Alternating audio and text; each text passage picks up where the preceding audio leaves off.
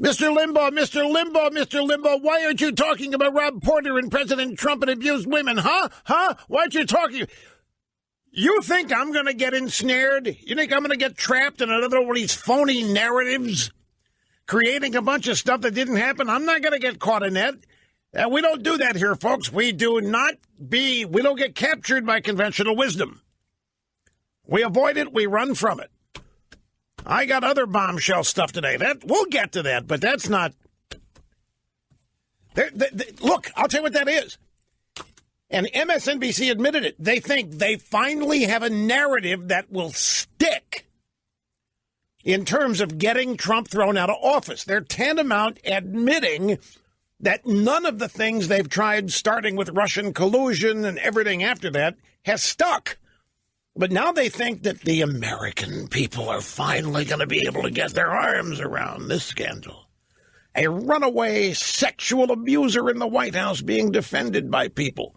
What a crock in terms of their analogy or analysis of this. But we'll get to it. Greetings. Great to have you here, folks. 800-282-2882 if you want to be on the program. One of the objectives of focusing on this Porter business, and I don't want anybody misstating what I'm saying here. I'm not denying that the guy worked there or did what he did. I'm not even getting into that.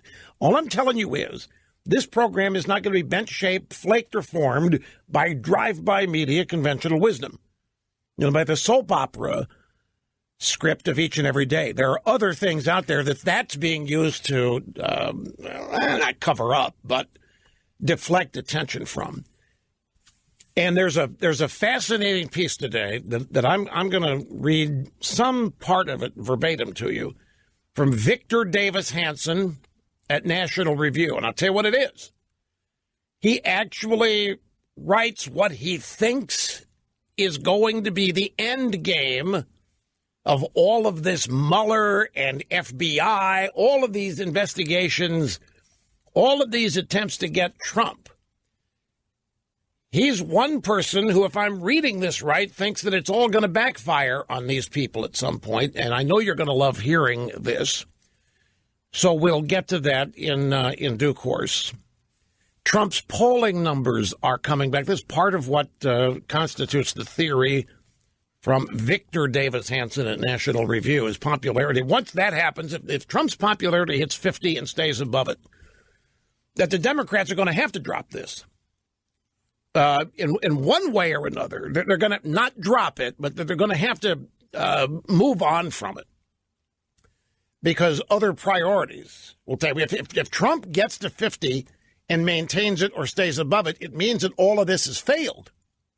Remember, these people live in the world of polls, and we're in an election year, midterm election year. And Trump in the 30s and 40s means the Democrats win the House back, and then they get to impeach him.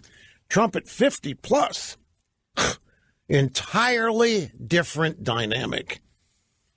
And the generic ballot poll is showing the Republicans, well, let's put it this way. The generic polling, the generic ballot polling is showing the Democrats losing mightily their 15-point lead they had before the end of the year, which I knew was going to happen because polls a year out don't mean anything, except to those people who live and die by them. But in terms of predicting reality and the outcome, hardly a great indicator a year out.